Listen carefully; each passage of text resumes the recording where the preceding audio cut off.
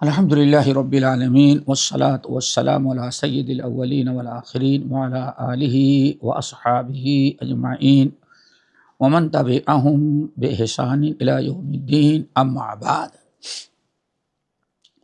محترم حضرات، دینی بھائیو، دوستو، اسلامی ماں اور بہنوں، اور بنیادی علوم کے تحت سیرت پاک، سیرت رسول صلی اللہ علیہ وسلم کی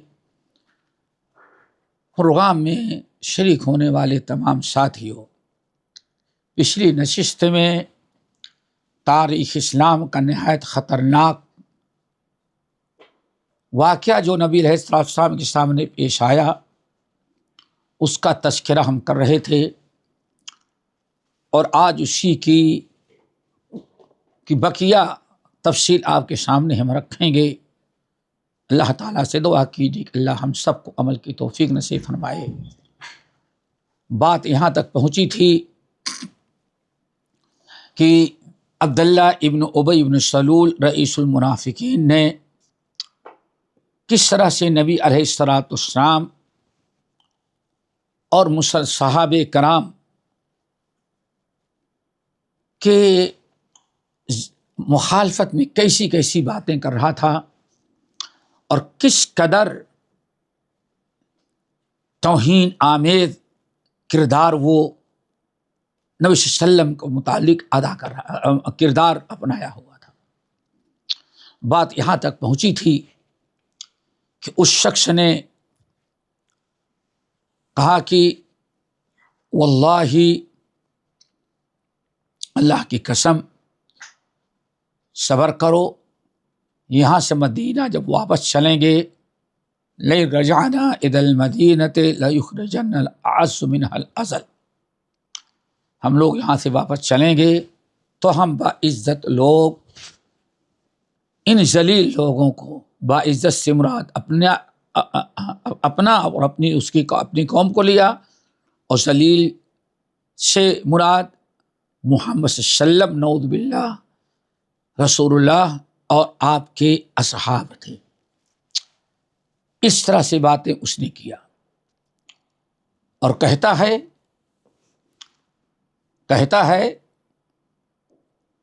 اپنی قوم سے، ھذا ما فعلتم بانفسکم، یہ سب کچھ تم نے اپنے ہاتھوں سے بگاڑا ہے۔ یہ تو کہتے ہیں اپنے ہاتھوں سے اپنے پر کلہاڑی ماری ہے، ان کو آباد کر کے، ان کو ٹھکانہ دے کر کے تم لوگوں نے ان کو بڑھاوا دیا ہے، خود تمہاری غلطی ہے۔ احللتموہم بلادکم، تم نے ان کو اپنے ہاں آباد کیا۔ وقاسمتموہم اموالکم، اور اپنی جائیداد پراپرٹی تقسیم کر کے ان کو دیا، فری میں ان کو دیا۔ اللہ اکبر۔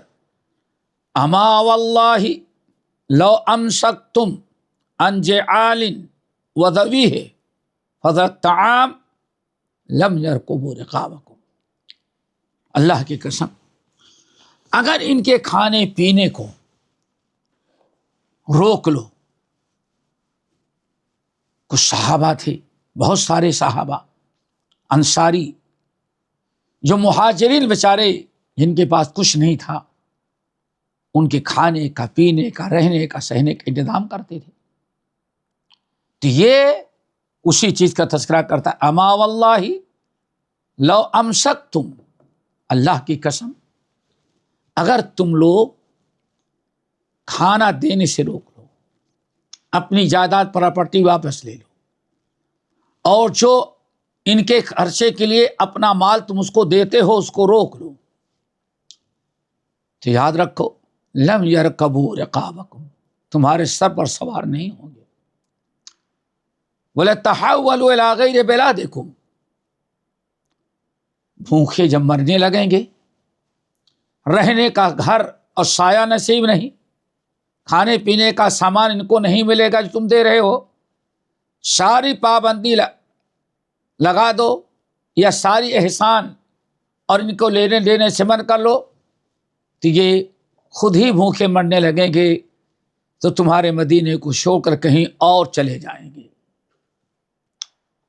فلا تنفقوا علیہم، خبردار، فلا تنفقوا علیہم، ایک پیسہ ان کو نہیں دینا. جتنا ان کا تعاون کرتے ہو، مدد کرتے ہو، ساری مدد کلی طور پر آج سے روک لو. حتی ینفضوا من حول محمد، یہاں تک کہ جب بھوکے مرنے لگیں گے تو محمد کو اکیلے صلی اللہ علیہ وسلم کو اکیلے لاوارث چھوڑ کر کے چلے جائیں گے. پھر اکیلے محمد رہ جائیں گے، کیا کریں گے؟ ان کے ساتھ بھی یہی کریں گے. جب ان کے مددگار نہیں رہے تو کبھی بھی دھکے دے کے ان کو بھگا دیں گے. اللہ اکبر. یہ اتنا بڑا فیصلہ کر رہا ہے عبداللہ ابن ابی بن سلول رئیس المنافقین، اتنا بڑا فیصلہ کر رہا ہے کہ سب ان کا راشن پانی، رہنے سہنے کی ساری چیزیں ان سے چھین لو، اپنا تعاون، اپنی مدد روک لو. سب محمد صلی اللہ علیہ وسلم کو چھوڑ کے چلے جائیں گے. آخر میں یہ بھی جب محمد بھوکے مرنے لگیں گے تو یہ بھی چھوڑ چھاڑ کے کہیں چلے جائیں گے. اب یہی ایک چیز تم کرو. اللہ اکبر. جب اس قسم کی باتیں وہ کر رہا تھا تو حضرت زید بن ارقم جو کم سن تھے وہاں موجود تھے، ان سے برداشت نہ ہوا. انہوں نے اس کو منہ توڑ جواب دیا، بڑا سخت لہجہ استعمال کیا. کہا انت واللہ الذلیل الذلیل القلیل المبغض فی قومک. اے عبداللہ ابن ابی ابن سلول، اللہ کی قسم تو سب سے بڑا ذلیل ہے. محمد صلی اللہ علیہ وسلم ذلیل نہیں ہے اور ان کے ساتھی ذلیل نہیں، سب سے بدترین ذلیل انسان تو ہے. انت ذلیل، اللہ کی قسم تو ذلیل ہے. القلیل، تو ننگا انسان ہے، فقیر و فٹیچر تو ہے. المبغض فی قومک، پوری قوم کا سب سے ناپسندیدہ انسان تو ہے. اللہ اکبر. زید بن ارقم کو اللہ نے ایسی جرات دی، اکیلے کھڑے تھے، لیکن اس رئیس المنافقین کو اس طرح سے پھٹکارا.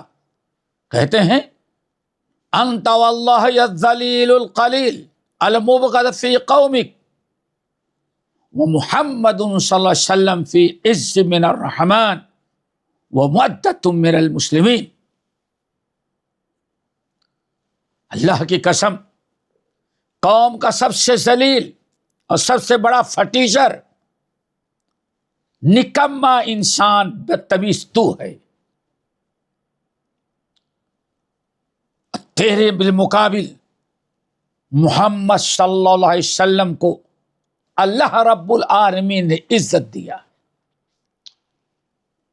وَمُعَدَّةٌ مِّنَ الْمُسْلِمِينَ، سارے مسلمانوں کے سب سے بڑے محبوب ہیں. جب اس طرح سے حضرت عبداللہ زید بن ارقم نے اس کو جواب دی، رئیس المنافقین کو، تو اس نے کہا اسکت اے زید، خاموش ہو جاؤ. فإنما كنت ألعب، ارے میں ایسے دل لگی کی باتیں کر رہا تھا. اتنا بزدل تھا. صرف ایک نوجوان بچہ زید بن ارقم کھڑے ہیں، جب اس کو منہ توڑ جواب دیا، نبی علیہ السلام کی حمایت کی، آپ کی مدد کیا، اور وَتُعَذِّرُوهُ وَتُوَقِّرُوهُ کا فریضہ ادا کیا. ان کی باتوں میں اللہ نے اتنا وزن، اتنا رعب اور ایسا پاور ڈال دیا کہ رئیس المنافقین لرز گیا۔ ایک مجلس اس کی ہو، سردار ہو، ایک مسلمان جو نبی علیہ السلام سے محبت کرتا ہے، توحید خالص، ایمان کامل ہے، تو اس کی آواز میں اتنا روب، ڈر گیا۔ تو کہتا کیا ہے؟ ارے بھائی آپ تو غصہ ہو گئے، فَإِنَّمَا كُنْتُ أَلْعَبُ، میں تو ایسے دل لگی کی باتیں کر رہا تھا، ورنہ کون ہے جو محمد صلی اللہ علیہ وسلم کو نکالے؟ ہمارا مقصد وہ نہیں جو تم نے سنا سمجھا۔ بہرحال یہ کہہ کر کے حضرت زید بن ارقم رضی اللہ تعالی عنہ نبی علیہ السلام کے پاس تشریف لے گئے۔ آپ گئے، وہاں گئے، اور جانے کے بعد پورا قصہ بتایا، فرمایا فاخبرہ الخبر، پوری بات نبی علیہ السلام نے بتائی کہ یا رسول اللہ، رئیس المنافقین ایسی ایسی باتیں آپ کے متعلق کیا ہے۔ وَعِندَهُ عمر ابن الخطاب، جس وقت زید بن ارقم رضی اللہ تعالی عنہ آ کر کے نبی علیہ السلام سے بتایا کہ یا رسول اللہ، ابی ابن کعب آپ کے متعلق ایسے باتیں کر رہا تھا، اور میں نے اس طرح سے اس کو جواب دیا ہے، ہم نے اس طرح سے جواب دیا اس کو۔ جب حضرت زید بن ارقم نبی علیہ السلام کے پاس آئے اور پوری خبر دی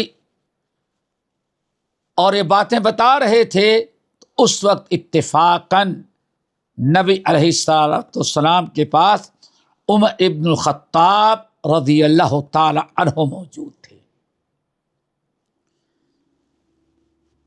جیسے انہوں نے باتیں سنی کہ ابی ابن عبداللہ ابن ابی ابن کعب ایسی باتیں کر رہا ہے، اور زید بن ارقم اپنے کانوں سے سن کر کے آئے ہیں،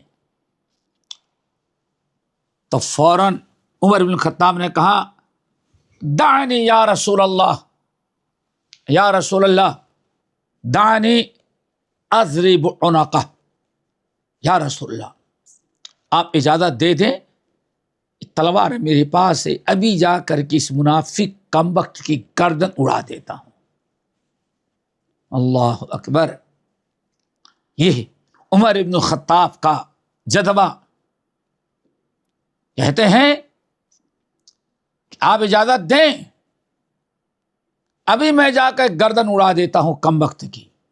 وہ آپ کو ذلیل کہتا ہے اور اپنے آپ کو باعزت کہتا ہے، اور منافق اتنی جرات کہ آپ کو نکالے وہ۔ دعنی اضرب عنقہ، ابھی میں اس کی گردن ماروں، بس اجازت دے دیں آپ۔ نبی علیہ السلام نے فرمایا کیف یا عمر، یہ ہمارے نبی کا اخلاق، کیف یا عمر، اے عمر کیسے میں تم کو اس کی گردن مارنے کی اجازت دے دوں؟ عمر سوچو، کیف یا عمر، عمر میں اس کی گردن مارنے کی اجازت کیسے تم کو دے دوں؟ کیسے کہہ دوں گی آپ کی گردن اس کی مار دو؟ کیوں؟ اذن تحدث الناس ان محمدا یقتل اصحابہ، دنیا کے لوگ کہتے سمجھتے ہیں کہ یہ بھی کلمہ پڑھ کے مسلمان ہے لیکن ہے منافق۔ ہم جانتے ہیں، تم جانتے ہو، لیکن دنیا تو یہی جانتی کہ وہ بھی مسلمان ہے، تمہارے ساتھ مسجد میں آتا ہے، تمہارے ساتھ جہاد میں آیا ہوا ہے، دنیا نہیں سمجھتی کہ منافق بدماش ہے۔ عمر اگر میں اجازت تم کو دے دوں اور تم جا کر کے اس کی گردن مار دو تو اذن تحدث الناس، تب لوگ کہیں گے لو کل تک تو محمد دشمنوں سے لڑتے تھے، اب اپنوں کلمہ پڑھنے والوں ہی کی گردن مار رہے ہیں، اس طرح سے یہ بدنامی ہوگی، اس لیے چھوڑ دو۔ ولیکن اذن بالرحیل، آپ نے عمر ابن خطاب کو گردن مارنے سے، قتل کرنے سے تو منع کر دیا، لیکن نبی علیہ السلام نے فوراً بڑی حکمت عملی کہ اب یہاں ٹھہرنے میں جتنے لوگ سنیں گے اور جتنے دیر رہیں گے اتنا ہی لوگوں میں بدزنی پھیلے گی اور بات عام ہوگی، ابھی عمر غصہ ہے دوسرے بھی غصہ ہو جائیں گے، ایسے بات نہ بڑھے، اس لیے آپ نے فوراً حکم دیا کہ فوراً یہاں سے نکل چلو۔ اذن بالرحیل، آپ نے وہاں سے سفر، واپسی کا سفر کا حکم دیا اور اعلان کیا کہ فوراً سامان تیار کرو اور مدینے کی طرف واپس ہو جاؤ۔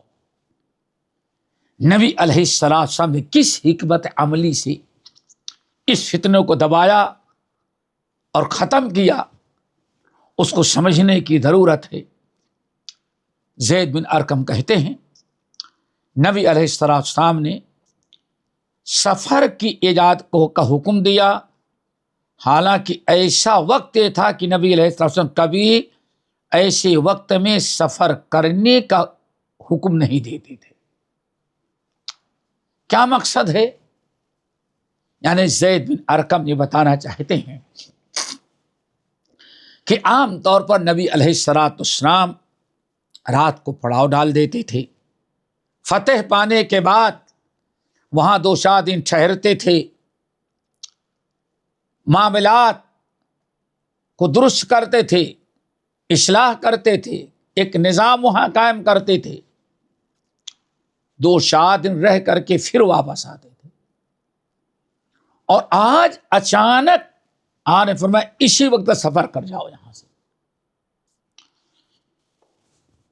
آپ نے پہلی مرتبہ اس طرح سے فوراً کسی جگہ کو فتح کرنے کے بعد واپسی کا سفر کرنے کا حکم دیا۔ مقصد یہ تھا کہ لوگ یہاں ٹھہریں گے، طرح طرح کی باتیں ہوں گی، بات بڑھتی جائے گی، معاملہ اور نازک نہ ہو جائے، اس لیے بہتر ہے کہ سب لوگوں کو سفر کرا دو۔ اب سفر کر رہے ہیں، کہیں بیٹھ کر کے بات کرنے کسی کو موقع ہی نہیں لگتا، پھر سفر کرایا تو کیسے؟ اب ذرا دیکھیں، سب لوگ سفر کرنے لگے۔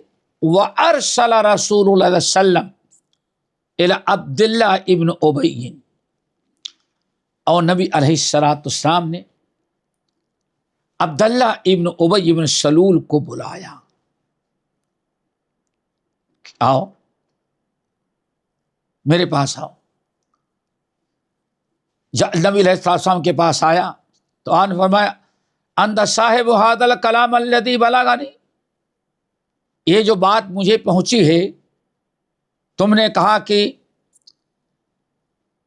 ایسی ایسی باتیں کی ہیں ہمارے متعلق، اور تم اعلان کر رہے ہو کہ سارے انصاریوں کو چاہیے کہ مسلمان مکے سے آئے ہوئے مسلم اور ان کے ساتھیوں کو کھانا پینا بند کر دو، سارا تعاون ساری مدد روک لو تاکہ یہ لوگ منتشر ہو جائیں، بھوکے مرنے لگیں گے تو مدینہ سے نکل جائیں گے، اور تم نے یہ کیا کہا کہ یہاں سے واپس جاؤ گے تو تم باعزت لوگ ہم ذلیلوں کو نکالو گے، تم نے ایسی بات کہی ہے۔ انت صاحب ھذا الکلام الذی بلغنی، اللہ اکبر، فوراً اس نے جواب دیا، جھوٹ بولا، والذی انزل علیک الکتاب، والذی انزل علیک الکتاب ما قلت شیئا من ذلک وان زیدا لکاذب، اللہ اکبر، فوراً اس سے جھٹلا دیا اور جھوٹی قسم کھائی. کہتا ہے واللہ الذی والذی انزل علیک الکتاب، اس ذات کی قسم میں کھاتا ہوں جس نے آپ پر کتاب نازل کی. دیکھیں یہ ہے منافق کا کردار. والذی انزل علیک الکتاب، میں اس ذات کی قسم کھاتا ہوں جس نے آپ پر کتاب قرآن مجید نازل کی. ما قلت شیئا من ذلک، یہ جتنی باتیں آپ کو بتائی گئی اس میں کوئی بات میں نے نہیں کہی ہے. پوری باتوں کو جھٹلا دیا. اور کہتا کیا ہے وَإِنَّ زَيْدًا لَكَاذِبٌ، یہ لڑکا زید بن ارقم میں بڑا نمبر ہی جھوٹا ہے. اللہ اکبر. وَإِنَّ زَيْدًا لَكَاذِبٌ، انکار کر دیا. پھر راوی کہتے ہیں وَكَانَ عَبْدُ اللَّهِ فِي قَوْمِهِ شَرِيفًا عَظِيمًا، اور بات اصل ہی ہے یہ عبداللہ ابن ابی رئیس المنافقین ہجرت سے پہلے اپنی قوم کا شریف آدمی تھا، بڑا آدمی تھا اور بڑی عزت والا سمجھا جاتا تھا. لیکن یہ سب چل رہا تھا. لیکن جو انصار صحابہ وہاں موجود تھے، انصار صحابہ یعنی عبداللہ ابن ابی ابن سلول کے قوم سے تعلق رکھنے والے، قبیلے انصار سے تعلق رکھنے والے جو صحابہ تھے وہاں، انہوں نے کہا یا رسول اللہ، ہو سکتا ہے کہ ان یکون الغلام اوہم فی حدیثہ ولم یحفظ ما قالہ. یا رسول اللہ، اس کمبخت سے اتنی توقع تو نہیں، اتنی ہمت اس کے اندر نہیں. یہ ہماری قوم کا جو منافق عبداللہ ابن ابی ابن سلول ہے تو منافق، لیکن ہم لوگوں کی زندگی میں آپ کے خلاف ایسی باتیں کرے، ہم سمجھتے ہیں کہ اس کی ہمت نہیں پڑے گی. ہو سکتا ہے کچھ باتیں اور کہتا رہا ہو، اور یہ زید چونکہ ابھی نوجوان بچے ہیں، ہو سکتا ہے ان کے سننے میں کچھ نہ کچھ وہم ہو گیا ہو اور اس کی پوری باتیں یاد نہ ہوں. انسان ہے، کمی بیشی ہو جاتی ہے، کہیں ایسا تو نہیں ہے. لیکن فَأَعْذَرَهُ النبی صلی اللہ علیہ وسلم، نبی علیہ السلام فرمایا کوئی بات نہیں،